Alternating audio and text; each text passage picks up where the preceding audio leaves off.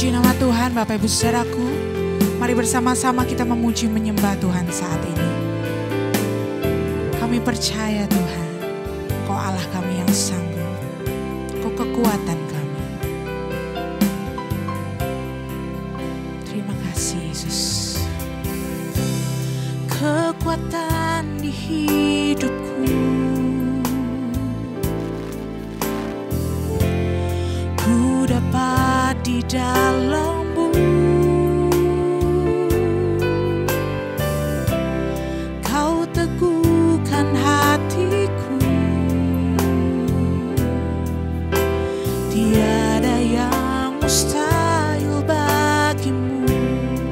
Katakan kekuatan di hidupku, kekuatan di hidupku, ku dapat di dalam-Mu.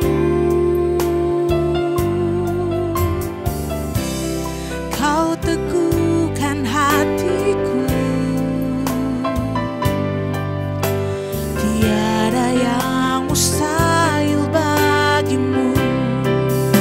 Sebab aku percaya, bukan karena melihat, namun karena firman-Mu yang selalu digenapi di hidupku. Ku percaya, bukan karena melihat, namun karena firman-Mu tiada pernah berubah. Sekali lagi dari awal pujikan, kekuatan di hidupku,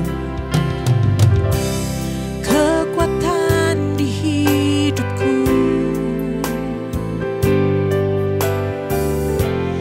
ku dapat di dalam-Mu. Kau teguhkan hatiku, tiada yang mustahil bagimu. Sebab aku percaya, bukan karena melihat, namun karena firman-Mu yang selalu digenapi di hidupku. Ku percaya, bukan karena melihat, namun karena firman-Mu tiada pernah berubah. Sebab aku percaya, bukan karena melihat, namun karena firman-Mu yang selalu digenapi di hidupku. Ku percaya, bukan karena melihat, namun karena firman-Mu tiada pernah berubah. Namun karena firman-Mu tiada pernah berubah. Namun karena firman-Mu tiada pernah berubah.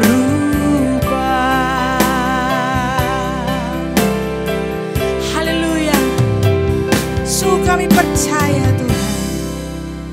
Mari bersama-sama kita siapkan hati kita untuk mendengarkan firman Tuhan yang akan disampaikan oleh hambanya, Bapak Pendeta Brother Andrew.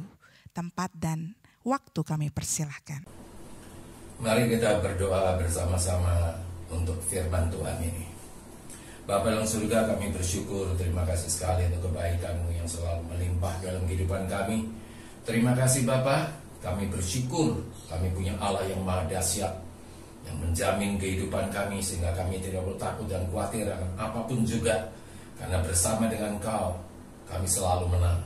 Apapun yang kami hadapi, Tuhan yang berperang di hadapan kami sepanjang umur hidup kami. Hidup kami dijamin.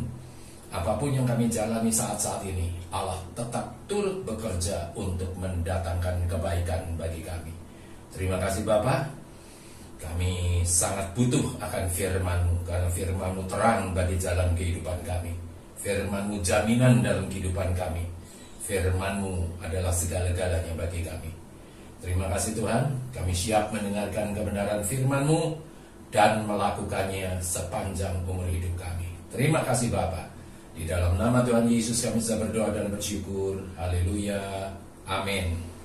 Shalom jemaat Betania Sangkakala yang dikasihi oleh Tuhan. Hari ini kita akan belajar bahwa hidup itu diperhadapkan dengan kenyataan atau mau percaya firman Tuhan.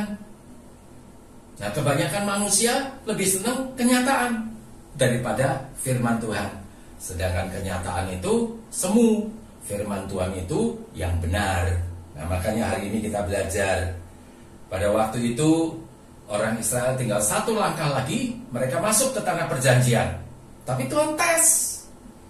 Begitu tinggal satu langkah lagi mau masuk, semua suku-suku Israel dipanggil, kepala-kepala suku dipanggil. Jadi 12 suku itu punya kepala-kepala. Jadi ini bukan orang ecek-ecek, ini orang-orang kepala-kepala suku, orang-orang yang hebat di antara suku-sukunya. Dipanggil sama Musa, disuruh mengintai negeri yang mau dikasihin Tuhan, negeri Kanaan itu bagaimana keadaannya. 10 pengintai itu bukan bohong, tapi percaya kenyataan. 2 pengintai percaya firman Tuhan. Makanya hari ini kita belajar. Kita buka Alkitab kita di Bilangan pasal yang ke-13. Bilangan pasal yang ke-13. Kita baca ayat 23 sampai dengan ayat 33. Ayat 25 sampai dengan ayat yang ke-33. Ayat 25 kita mulai. Sesudah lewat 40 hari, pulanglah mereka dari pengintaian negeri itu, dan langsung datang kepada Musa, Harun, dan segenap umat Israel di Kades, di padang gurun Paran. Mereka membawa pulang kabar kepada keduanya dan kepada segenap umat itu, dan memperlihatkan kepada sekaliannya hasil negeri itu. Mereka menceritakan kepadanya, kami sudah masuk ke negeri kemana kau suruh kami, dan memang negeri itu berlimpah-limpah susu dan madunya, dan inilah hasilnya. Hanya bangsa yang diam di negeri itu kuat-kuat, dan kota-kotanya berkubu dan sangat besar. Juga keturunan Enak telah kami lihat di sana. Orang Amalek diam di negeri di tanah Negeb. Orang Het, orang Yebus, dan orang Amori diam di pegunungan. Orang Kanaan diam sepanjang laut dan sepanjang tepi sungai Yordan. Kemudian Kaleb mencoba menenteramkan hati bangsa itu di hadapan Musa, katanya, tidak, kita akan maju dan menduduki negeri itu, sebab kita pasti akan mengalahkannya. Tetapi orang-orang yang pergi ke sana bersama-sama dengan dia berkata, kita tidak dapat maju menyerang bangsa itu, karena mereka lebih kuat daripada kita. Juga mereka menyampaikan kepada orang Israel kabar busuk tentang negeri yang diintai mereka dengan berkata, negeri yang telah kami lalui untuk diintai adalah suatu negeri yang memakan penduduknya. Dan semua orang yang kami lihat di sana adalah orang-orang yang tinggi-tinggi perawakannya. Juga kami lihat di sana orang-orang raksasa, orang Enak yang berasal dari orang-orang raksasa. Dan kami lihat diri kami seperti belalang. Dan demikian juga mereka terhadap kami. Jadi 10 pengintai itu bukan bohong. Dia lihat sana terus dibohongin. Enggak. Dia lihat kenyataan. Sekarang ada media-media. Ada media elektronik, ada media ini, ada media itu. Koran, segala macam, radio, televisi, gadget, bisa semua tahu. Kalau dulu nggak ada, jadi orang lihat di sana, diberitakan di sini. Apa adanya di sini, diberitakan di sini. Ini 10 pengintai itu begitu. Kenyataannya diberikan. Dia lihat nyata, orangnya tinggi besar. Kita kayak belalang. Itu nanti di ayat yang berikutnya di ayat 14 sampai dikatakan nanti di pasal 14 itu dikatakan bahwa kotanya berkubu sampai ke langit. Harusnya dibasoka, sayangnya waktu itu nggak ada basoka, adanya katapel. Jadi kita tidak dapat maju menyerang bangsa itu karena mereka lebih kuat daripada kita. Kenyataan. Karena lihat kenyataan, mana mungkin. Orang Enak ternyata orang Amori saja. Orang Amori itu si Og itu orang Amori, Raja Basan. Namanya Og itu artinya raksasa berlayar panjang. Itu bukan orang Enak, orang Amori. Orang Amori itu tingginya berapa saya nggak tahu, tidak ada ukurannya. Tapi ranjangnya ada. Ranjangnya Og itu kalau dihitung sentimeter, jadi kalau dihitung meter, dia 4 meter 5 senti. Kalau ranjangnya panjang 4 meter 5 senti, kalau orangnya tinggi 2 meter, nggak masuk akal. Dugaan saya, Og saja itu Raja Basan tingginya sekitar 3 meter 70 sampai 3 meter 80. Bayangin 3 meter 70, 3 meter 80. Orang Enak, ternyata ada orang arkeolog dari Amerika pergi ke tanah Kanaan sana, bongkar-bongkar, ketemulah tulang belelangnya orang Enak. Tingginya sekitar 7 sampai 9 meter. Makanya orang bilang kita tidak dapat maju menyerang bangsa itu karena mereka lebih kuat daripada kita. Kita kayak belalang. Bayangin, kita kayak belalang. Jadi malah sudah melihat kenyataan, mengecilkan kita, mengecilkan Tuhan, membesar-besarkan masalah. Itu kalau kenyataan jadi seperti itu. Kita lihat kenyataan di sini, kita beritain di sini. Nanti orang sini beritain lagi, udah digedein. Di sana lagi, di sana ada pembunuhan 5 orang. Sampai sini 5 orang. Sampai sana jadi 10 orang. Sampai sana 100 orang. Sampai sana 1000 orang. Di sana cuma 5 orang. Itu seperti itu. Itu kenyataan itu jadi seperti itu. Kalau 5 sampai 7 sampai 9 meter, kalau orang bule aja atau orang-orang tinggi 180, nggak mungkin tuh kayak belalang toh. Paling kan cuma 3 kali aja. Tapi sudah dibesar-besarkan. Manusia tuh seperti itu. Kenyataannya begini, digede-gedein semua, masalah dibesar-besarkan, itu manusia. Waduh, semua orang akhirnya apa? Akibat dari omongan itu. Yang 2 pengintai, dia nggak percaya.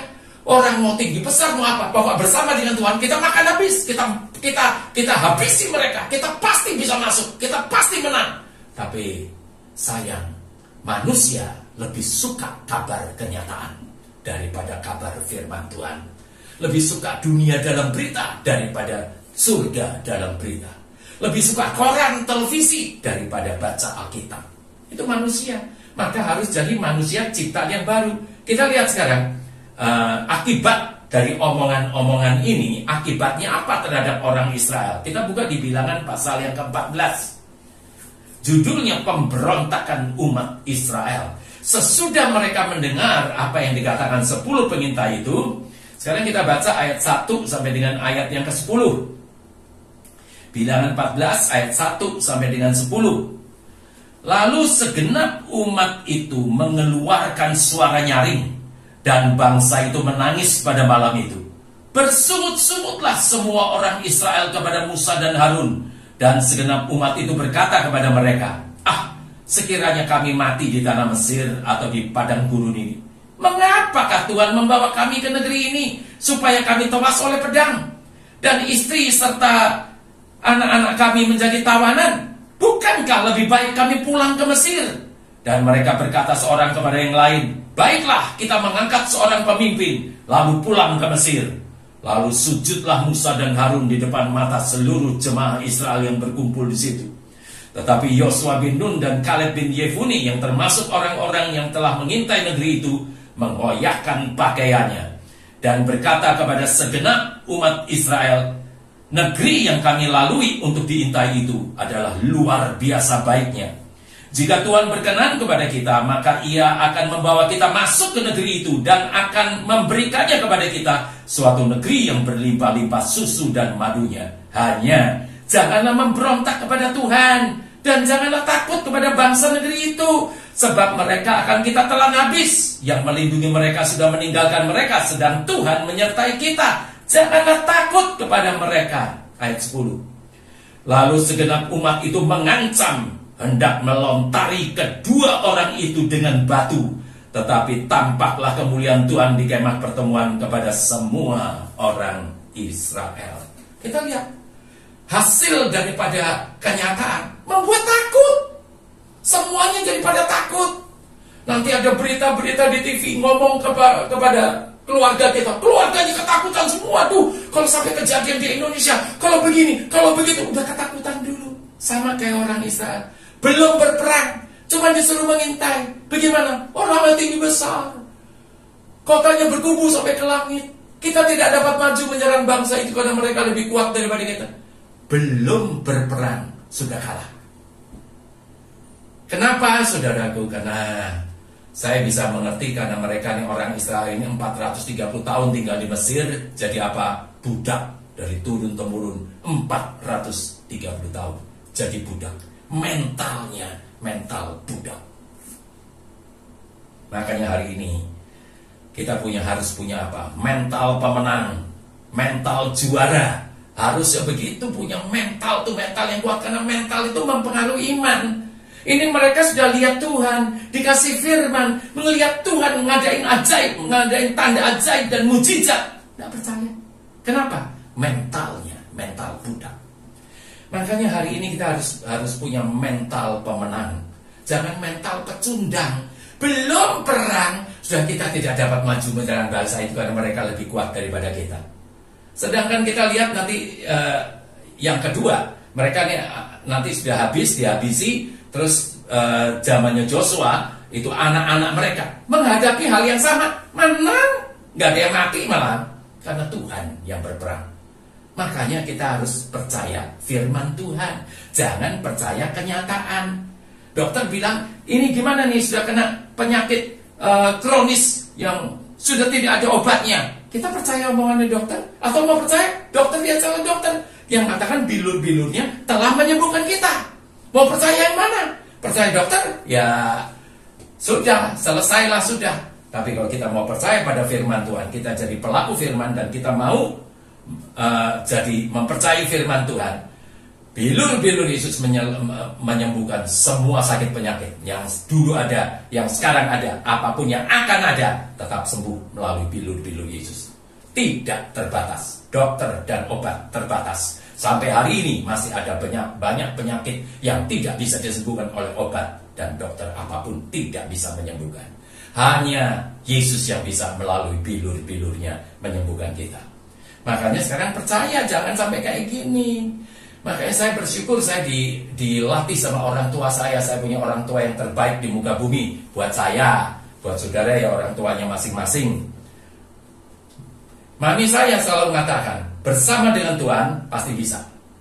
Tiap kali kalau saya mau berangkat sekolah, dari kecil saya mesti peluk, cium papi mami saya, dan saya mesti ngomong 10 kali, bersama dengan Tuhan saya bisa, bersama dengan Tuhan saya bisa. Dulu saya pikir kok kayak orang gila yang ngomong kayak gitu tuh maksudnya apa. Tapi sekarang saya baru tahu, tiap kali kalau kita mau tidur, saya mesti peluk, cium papi mami saya mesti ngomong lagi, bersama dengan Tuhan saya bisa, bersama dengan Tuhan saya bisa. Selalu ngomong gitu tiap hari.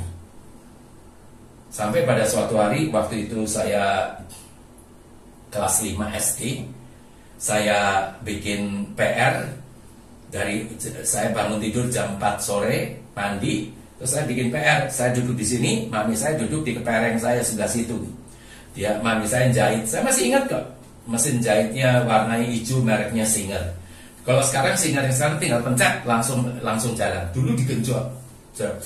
Saya bikin 1 bisa, 2 nggak bisa saya lepas. Saya bikin 3, 4, 5 bisa karena soalnya 5. Terus nomor 2 saya bikin lagi, saya nggak bisa. Saya bilang, Mam, semuanya udah selesai, nomor 2 yang nggak bisa. Si mami nggak bakal lihat ke saya sambil genjot dia punya mesin jahit. Dia bilang, bisa. Saya pikir iya juga ekornya lah. Saya bikin lagi, nggak bisa. Memang saya nggak bisa. Saya bilang, Mam, nomor 2 nggak bisa. Mami saya bilang, bisa. Saya jadi bingung. Kenyataannya saya itu nggak bisa. Tapi mami saya bilang bisa. Yang benar tuh yang mana? Pokoknya saya kenyataannya nggak bisa. Ya sudahlah. Saya lihat sana, lihat sini. Saya nggak bisa, dibilang bisa. Mami saya mungkin tahu. Oh, anaknya mau stres nih. Dia bilang sebentar ya, sebentar. Dia jahit udah. Dia datang ke tempat saya, mana? Terus dia bilang, ini. Loh ini kan begini, ini begini, ini begini. Sekarang berapa? Sekian. Bisa kan? Saya bilang ya bisa. Udah dikasih tahu mami. Kata-kata mami saya itu tidak pernah saya bisa lupakan. Mami saya bilang, hari ini Tuhan pakai mamimu untuk bikin kamu bisa. Selama kamu bilang bersama dengan Tuhan aku bisa, Tuhan akan bikin kamu bisa dengan caranya dia, kapanpun juga dan dimanapun juga. Sampai hari ini saya tidak pernah putus asa. Saya selalu tahu bersama dengan Tuhan aku bisa. Bersama dengan Tuhan pasti menang. Bersama dengan Tuhan sehat. bersama dengan Tuhan sejahtera, bersama dengan Tuhan menang. Kita dikatakan lebih daripada seorang pemenang. Kenapa? Tuhan yang berperang di hadapan kita. Itu seperti itu. Makanya hari ini kita belajar, jangan percaya kenyataan, percaya tuh firman Tuhan. Banyak baca firman. Jangan cuma nonton TV terus, Korea, nggak ada gunanya. Lagi ada masalah, itu tidak ada gunanya. Datang kepada firman Tuhan, percayai firman Tuhan. Sekarang kita lihat hasil dari orang-orang seperti ini, hampir dibantai semua sama Tuhan. Untung ada Musa yang mau jadi tembok di antara Tuhan dan umatnya. Gak ada Musa, habis. Tapi akibatnya kita lihat. Sekarang kita lihat dulu di Bilangan pasal yang ke-14. Sekarang kita lihat di ayat yang ke-28. Bilangan 14 ayat yang ke-28. Ini Tuhan yang berbicara. Katakanlah kepada mereka, demi aku yang hidup, demikianlah firman Tuhan, bahwasanya seperti yang kamu katakan di hadapanku, demikianlah akan kulakukan kepadamu. Jadi Tuhan bilang, apa yang kamu katakan di hadapanku, dan itu pula yang akan aku lakukan untukmu. 10 pengintai bilang tidak bisa masuk, dibikin sama Tuhan gak bisa masuk. 2 pengintai bilang bersama dengan Tuhan kita masuk, dibikin sama Tuhan bisa masuk. Makanya Amsal 18 ayat 21 mengatakan hidup dan mati dikuasai lidah. Siapa suka menggemakannya akan memakan buahnya. Sampai hari ini banyak orang masih tidak mengenal Tuhan. Hidup dan mati dikuasai Tuhan. Mana ayatnya? Ayatnya tadi itu Amsal 18 ayat 21, hidup dan mati bukan dikuasai Tuhan, hidup dan mati dikuasai lidah. Siapa suka menggemakannya akan makan buahnya. Sama Tuhan nasib manusia sudah ditaruh di lidahnya sendiri. Apa yang kita katakan akan dijadikan sama Tuhan. Tadi Bilangan 14:28 ini, apa yang kamu katakan di hadapanku, dan itu pula yang akan aku lakukan untukmu. Akhirnya apa? Karena 10 pengintai bilang tidak bisa masuk, dan semua orang juga bilang tidak bisa masuk. Kita baca di ayat 29. Ayat 29 Tuhan bilang lagi, di padang gurun ini bangkai-bangkaimu akan berhantaran, yakni semua orang di antara kamu yang dicatat, semua tanpa terkecuali, yang berumur 20 tahun ke atas, karena kamu telah bersungut-sungut kepadaku. Jadi zamannya Musa 20 tahun ke atas bantai semuanya. Yang di bawah juga menghujat juga. Tapi karena di bawah 20 tahun itu masih orang itu masih nebeng. Jadi masih hidup di bawah naungan orang tuanya, di bawah iman orang tuanya. Jadi orang tuanya yang kena, dia nggak kena. 21 udah berdiri sendiri. 20 tahun ke bawah masih dinaungi sama orang tuanya. Itu seperti itu. Jadi yang 20 tahun ke bawah nggak dibunuh, yang ke atas dibunuh semuanya. Mati semua di padang gurun. Dan kita lihat 10 pengintai itu bagaimana. Sekarang kita lihat lagi di ayat yang ke-36. Ayat yang ke-36. Adapun orang-orang yang telah disuruh Musa untuk mengintai negeri itu, yang sudah pulang dan menyebabkan segenap umat itu bersungut-sungut kepada Musa dengan menyampaikan kabar busuk tentang negeri itu. Ayat yang 37. Orang-orang itu mati kena tulah di hadapan Tuhan. 10 pengintai itu langsung hari itu juga, detik itu juga mati semuanya. Karena tulahnya Tuhan. Tuh kita lihat. Makanya hari ini kita belajar hidup karena iman, bukan karena kenyataan. Makanya di Ibrani 10 ayat 38 Tuhan bilang, orangku yang benar akan hidup karena iman. Hidup karena mempercayai firman Tuhan dengan segenap hati dan melakukannya. Iman itu saya bisa ganti dengan hidup karena iman, tuh hidup karena mempercayai firman Tuhan dengan segenap hati dan melakukannya. Itu iman Kristen, mempercayai Alkitab dengan segenap hati dan melakukannya. Begitu kita mau jadi pelaku firman, tidak ada yang mustahil. Bersama dengan Tuhan, selalu Tuhan yang berperang di hadapan kita. Firman apa yang backingin kita? Bilur-bilur Yesus. Bilur-bilur Yesus itu akan berperang di hadapan kita. Penyakit apa yang bisa ngalahin bilur-bilur Yesus? Jadi semua, kalau firman itu jadi perisai dan jadi senjata kita, siapa yang bisa ngalahin kita? Tidak pernah ada. Makanya hidup karena iman. Orangku yang benar akan hidup karena iman. Karena kita percaya pada firman Tuhan, tidak mau percaya pada kenyataan. Di dalam nama Tuhan Yesus. Amin. Mari kita berdoa untuk firman Tuhan. Bapa dalam surga, kami bersyukur untuk firman-Mu. Sekalipun firman-Mu itu keras bagaikan palu dan godam, bagaikan api yang menghanguskan, tapi kami percaya firman-Mu adalah kebenaran yang memerdekakan kami. Terima kasih Bapa. Kami mengucap syukur. Terima kasih. Dengan segala sesuatu ini kami bisa mengerti apa tujuan Tuhan menciptakan kita. Terima kasih Tuhan.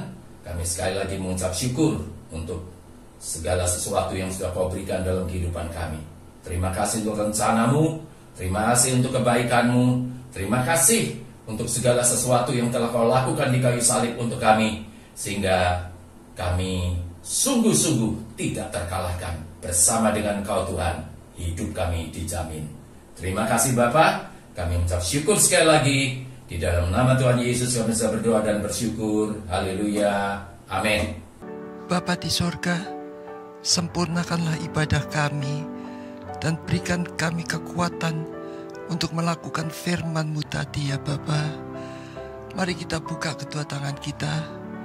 Sidang jemaat yang dicintai oleh Tuhan, terimalah berkat atas nama Bapa, Putra, dan Roh Kudus dalam nama Tuhan Yesus Kristus, mulai dari saat ini sampai kedatangannya untuk kedua kalinya, menjemput kita semua, bahkan sampai selama-lamanya, dalam nama Tuhan Yesus Kristus. Amin. Sampai jumpa di minggu depan pada jam dan waktu yang sama. Tuhan Yesus memberkati. Amin.